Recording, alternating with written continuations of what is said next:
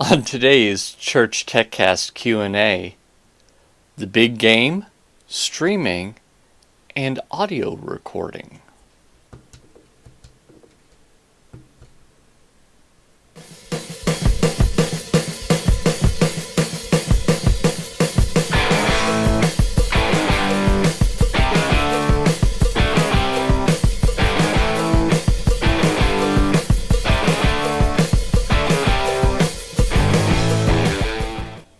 Hi everyone, and welcome again to the Church TechCast Q&A show.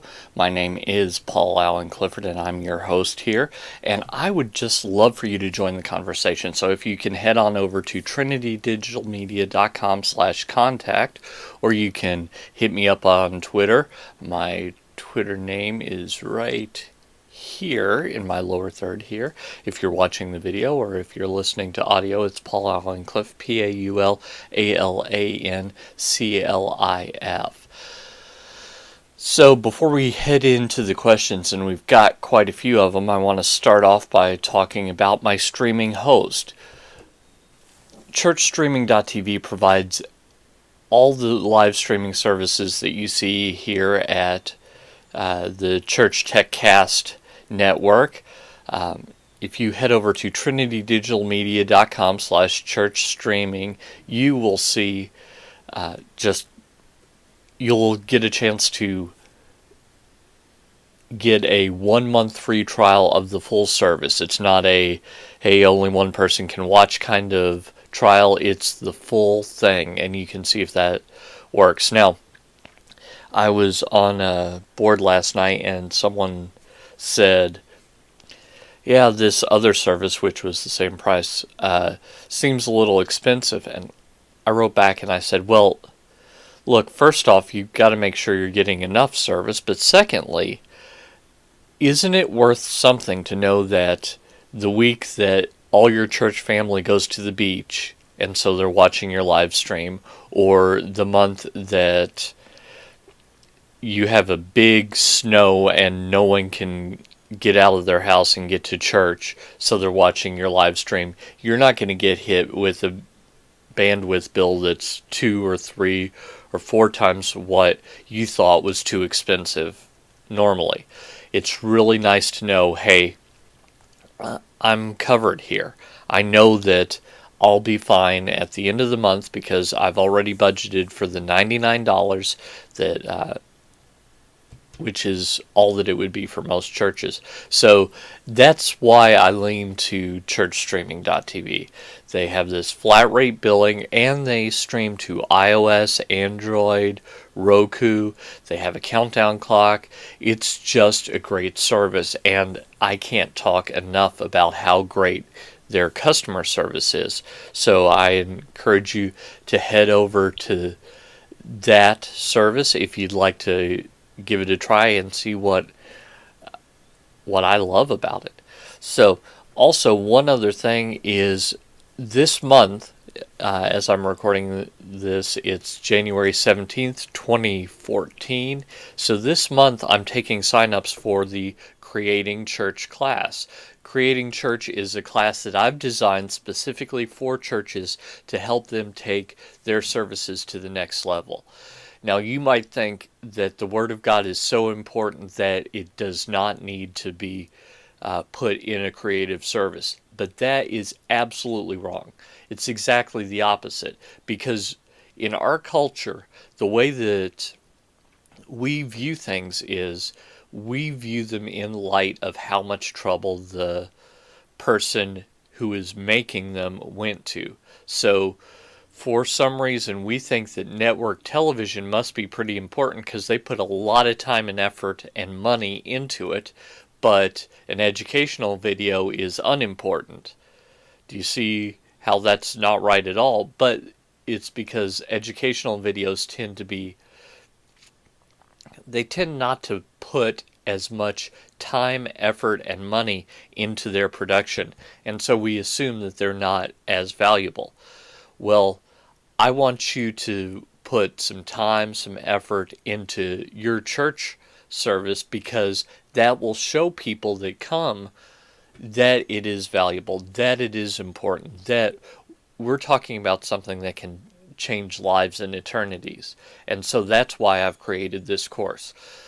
Now, you might be thinking, well, Paul, this course seems a little pricey. I want you to think of it as we've got 28 weeks, and once a week I'm going to come to your house for the price of a latte. So you just have that latte from Starbucks ready, and I'll be coming through your computer screen. We can talk, I can answer your questions, we can brainstorm together, all that for the price of a latte once a month, or once a week rather. So it's I think it's a pretty good deal, given that normally an hour of consulting time is, for my discounted rate, $50. So this is less than 2 hours of my consulting time, and every week you can interact with me, ask me questions, and we can really dive deep into this subject. So without further ado, let's get into the questions. I'm hoping that my whining dog, who's decided that she wanted to pick now to complain, doesn't come through the microphone, but it might, so I'm sorry about that. We've got a ton of questions, so I'm going to hop right into them. Antonio Martinez on the ChurchTech on Google Plus group says, church service audio recording. Hello everyone, I'm working on upgrading our audio recording setup, and I would like to get some opinions. This is our current setup. Yamaha LS9, audio box, FireWire interface, HP laptop, older model. This was working fine, but the laptop is giving us some problems very often, so before buying another computer, I wanted to compare more options. Thanks, T. Okay, so Antonio, or T, here's the deal. I'd recommend looking into a personal recorder. Now, not the cheapy, I'm just writing a note to myself personal recorders. I'm talking a Zoom H2, a Zoom H4n, one of those kind of personal recorders. Look for one with XLR ends that can do phantom power if you need it. So you'll take the audio off of the board, come in line level or mic level, whichever you need to do, and you can get a great recording in WAV format or AIFF format, either one, which is an uncompressed format that would be great for editing later. And you offload all the trouble off of the computer so that if Windows decides to gack up, if your recording software decides to gack up, no big deal. You've got the recording on a SD card from one of these devices. Marantz makes a really nice one, but you really don't have to go that far. I think the Zoom H2 and the Zoom H4n are the ones that I'd look at. The H2 doesn't have the XLR ends, but it's a lot less expensive. The H4n is what I would do if I had a couple $100 to spend. And there's a lot of podcasters that recorded directly to their computers until they had a crash or a software glitch or something like that, and then they went to personal recorders, which are purpose made for this and tend not to fail nearly as often. So that's what I would do if I were you. Jeremy Loki on ChurchTech on Google Plus says, for the last few weeks we've been using Hangouts on Air to stream our services live, and both times we've had YouTube tell us they detected copyright material. We have a standard CCLI license and a CCLI streaming license. Is there a way to prevent YouTube from detecting this? Because we do have the appropriate license. In both instances, the material in question is covered under the CCLI license. After a few strikes against us, I'm afraid they might shut our YouTube page down. Anyone with experience? Yeah, that's the reason why.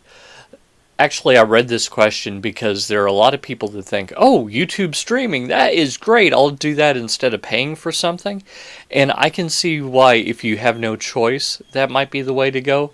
But you're not the only person that has this problem. You're not the only person that has the appropriate license, that has permission to use copyrighted material, but YouTube is so gun shy that they are going to err on the side of the copyright holders every time. So if they're erring on the side of the copyright holders, that means they're going to err against you, and that is a problem. So I want you to consider that. I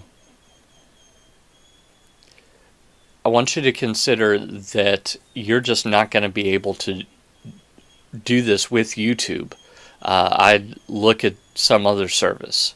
I use ChurchStreaming.tv, and they know how it works, so try them, or use some other service as well. Worship Channels is another church-centric service that might provide help for you. Daniel Mandrick on ChurchTech on Google+.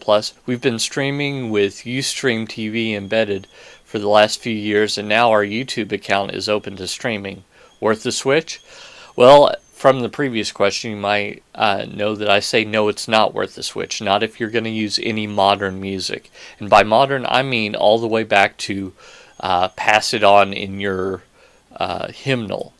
Anything that's still under copyright that's not public domain, I wouldn't use it. And you should also know that since some hymns are being turned into worship songs, it's possible that Grace Like Rain will be triggered when you're singing just plain old Amazing Grace.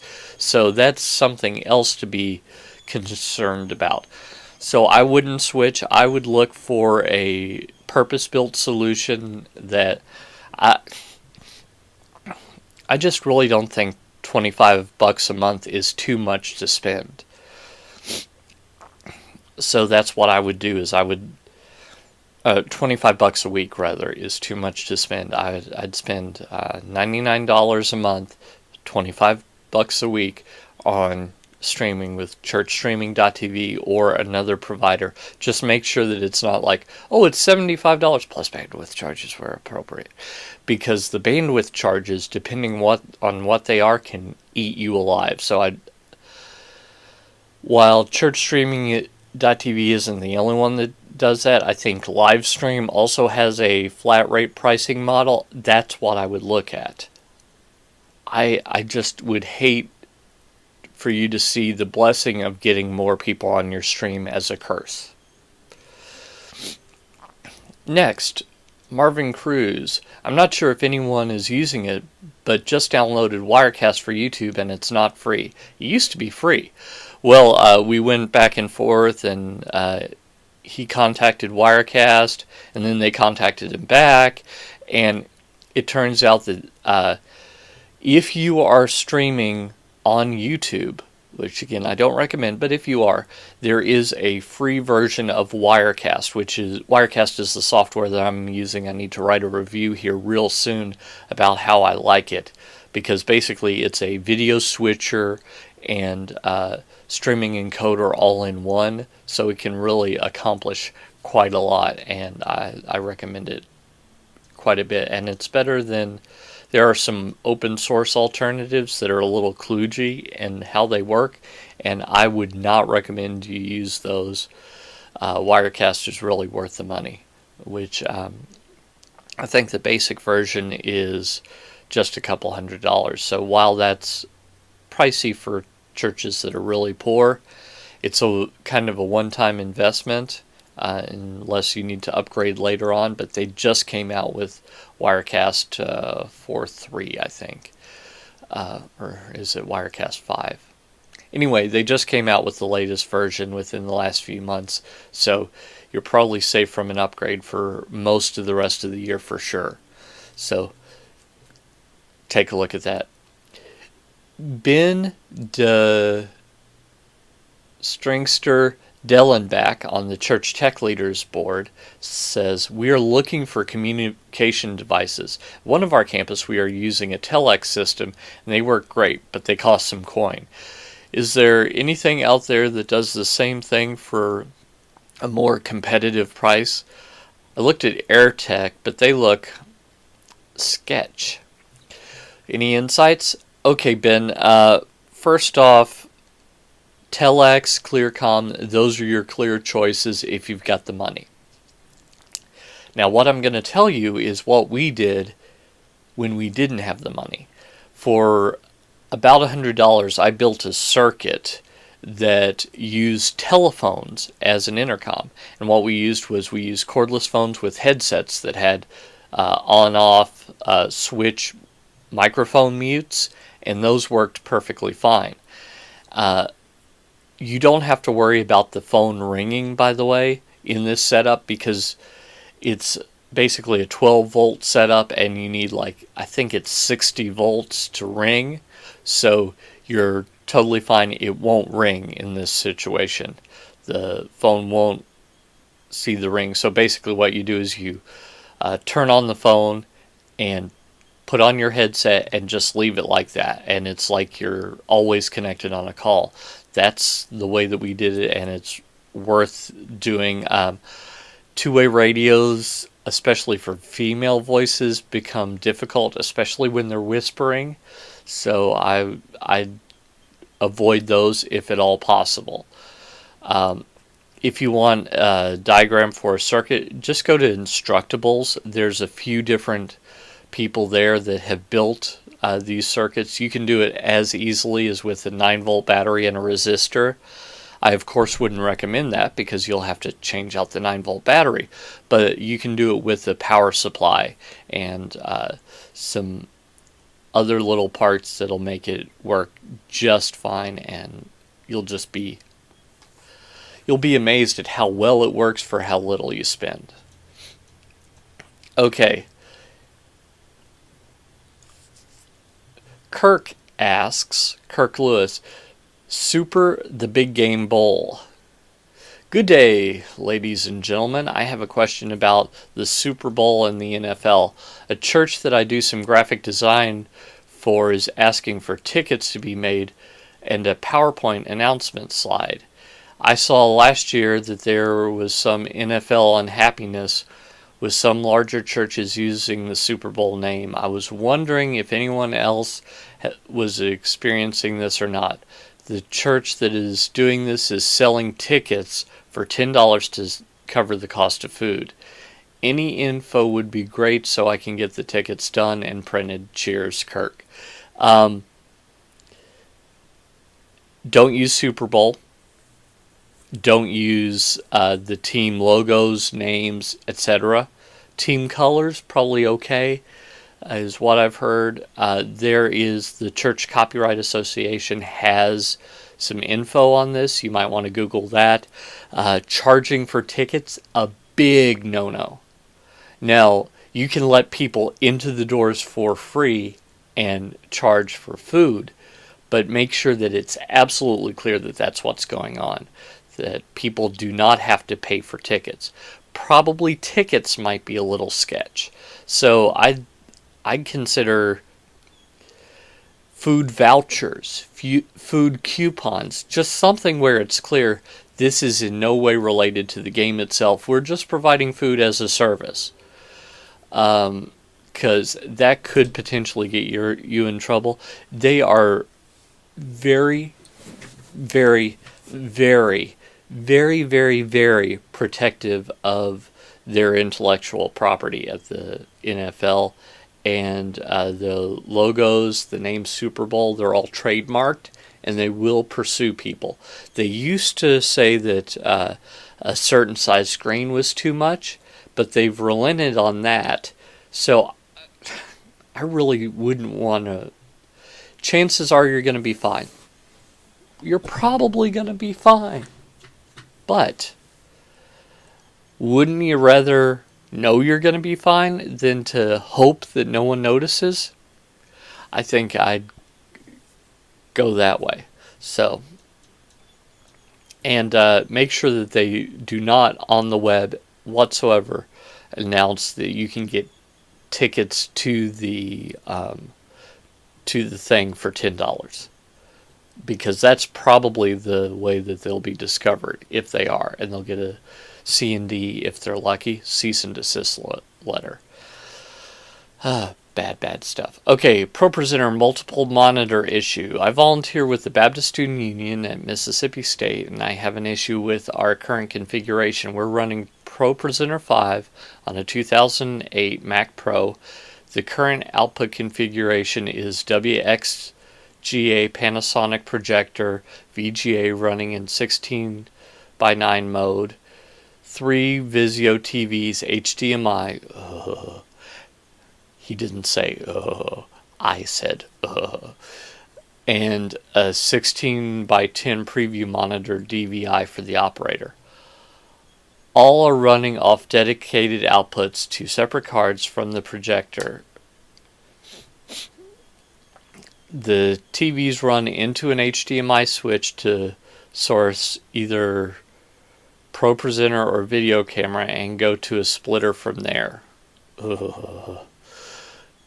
My main issue is that Mavericks isn't remembering the monitor configuration at times. I'll have to go in there and mirror the 3 displays, set up similar resolutions, etc. Also, when we use the HDMI switch for the camera, OS X detects a screen change and the temporary blue screen just doesn't look all that good. And that usually causes Mavericks to lose my monitor configuration as well. Well, of course.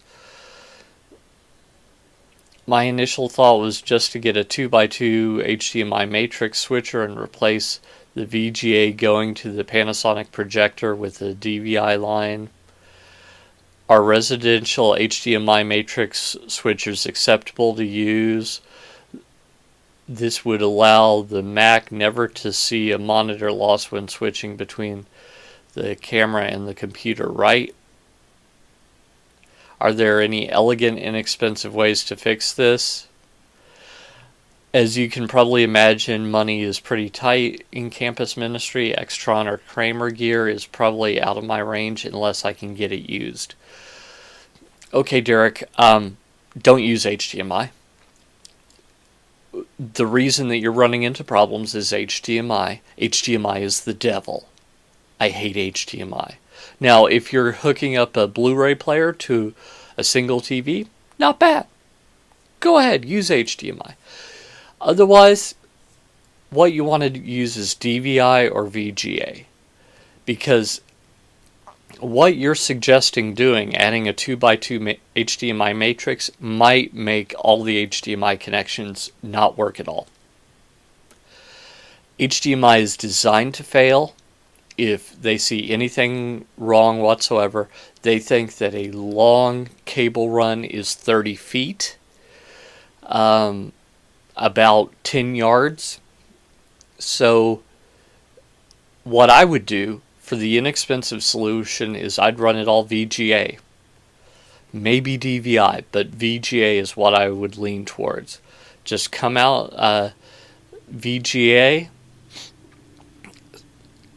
run into a VGA DA distribution amplifier, and out of the DA go into your projector and then into a switch between your camera and your computers. That's probably going to be the best solution. If you went with DVI, there is a device called an EDID, and what the EDID does is it always presents a certain resolution to the video card so that it never doesn't know what it's sending. It's always sending that. So I think that HDMI is the cause of your problem. Also, switching between cameras with just a hard switch is going to cause you a problem. You need a switcher, not a switch, to do this the right way, and you really don't have the budget for it. So I'd recommend going with analog instead of digital. Now, I suppose one thing you could do is you could have dedicated HDMI from the camera going into the these monitors, these televisions, and VGA or DVI from the computer going in, and you can run wired IR to control those and just switch between the inputs.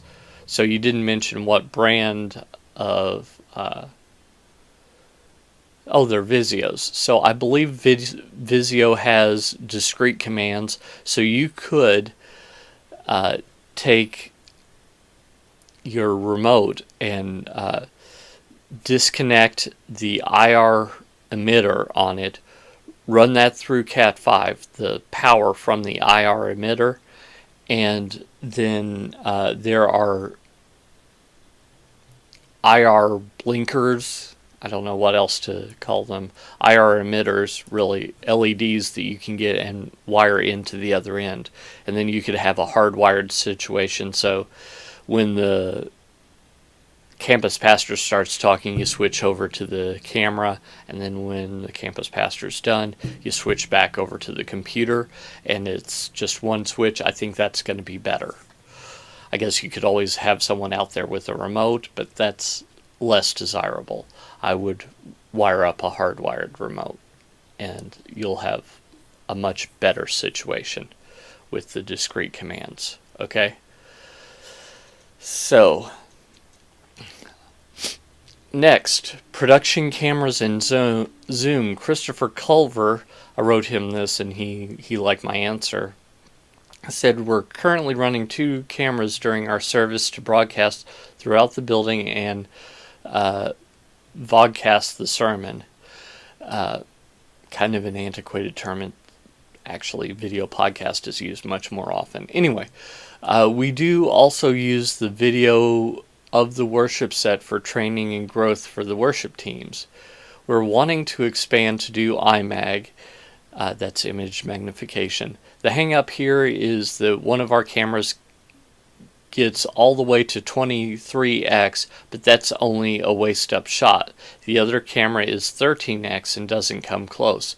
Could I get some insight into what I need to look for in an upgrade? Obviously a higher zoom would be great, but it seems like most cameras max out around there. Am I missing something? Any other help would be spectacular. What do you want to get closer than waist high? That's considered a close-up. So if your pastor isn't larger than life at waist high, the problem isn't the camera, the problem is that your screens are too small. So what I would do if I were you is I would look into that first. If you get more zoom amplifies motion. So any little shake, even the camera operator breathing, will transfer into the camera and you will see it. Now you won't be able to tell just by looking at the camera operator themselves that they're shaking or moving, but the fact that you'll see it on the screen, yeah, that's really annoying. You don't want that. You don't want more zoom than that.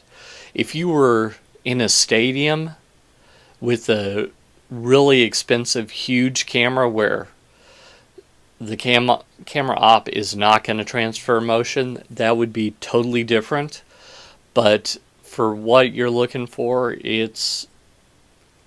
you would need to make sure that the camera's tripod is on a separate platform than what the camera operator is standing or sitting on.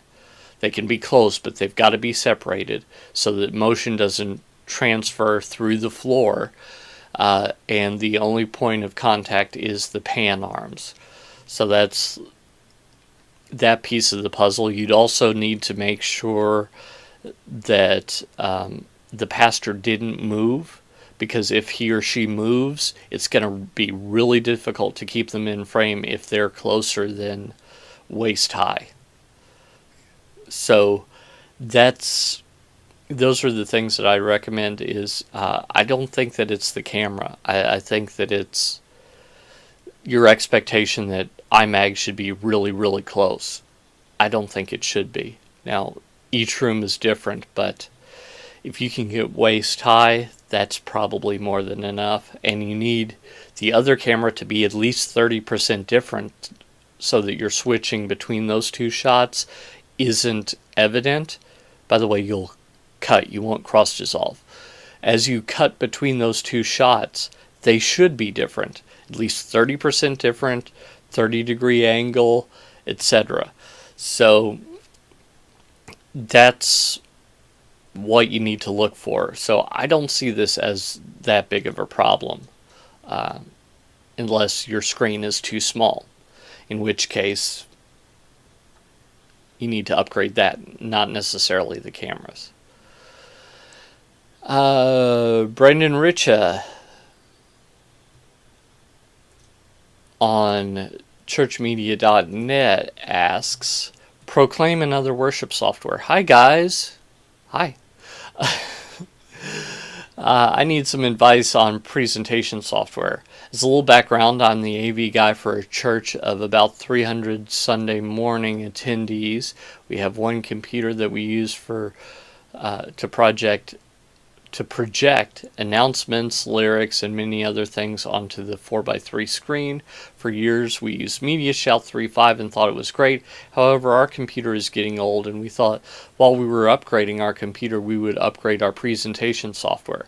So, our music minister did some research and decided to order Proclaim. I absolutely love the features that Proclaim offers, such as the ability to follow the service from their phones, iPads, as well as the ability to send calendar reminders straight to people's devices. However, I have one major problem with Proclaim software. It is a nightmare in order to resize the lyrics. For some reason, the software only lets you resize the lyrics so far, and then they won't go any bigger, which still doesn't seem to be big enough. The only way to get them bigger is to go through the lyrics and hit enter, and only 2 or 3 small words on a line in order to get them big enough so that everyone can see them. This is a nightmare. When there are like 8 songs per service and I am editing 2 services, does anyone know a way around this without having to edit the lyrics line by line? If not, can anyone recommend a presentation software that they really love? The thing is, we really, really love the idea of being able to push to cell phones. So if there's any other software out there like that, that would be great. Also, a presentation software that wasn't so internet dependent would be great. Thanks. Okay, here's the deal. ProPresenter is your choice. Whenever I'm asked about worship software, ProPresenter is always the answer. Unless the question is, hey, what's the worst worship software I can get? Then ProPresenter isn't the answer. So, there is an app you can get that allows you to watch what's on the main screen. You can also control it, but only if you have the appropriate password. So there's an observe command, and then there is an observe username and password, and a control username and password. So you could absolutely do it that way. ProPresenter is not internet dependent in the way that Proclaim is. You can do some things that are internet dependent, but if you show up at church and your thing is down, no problem. Also, ProPresenter 4 and 5, but 5 is the one you'd be buying today, have templates. So you can apply a template to every single slide in your worship song quickly and easily. You choose the song, Control A or Command A.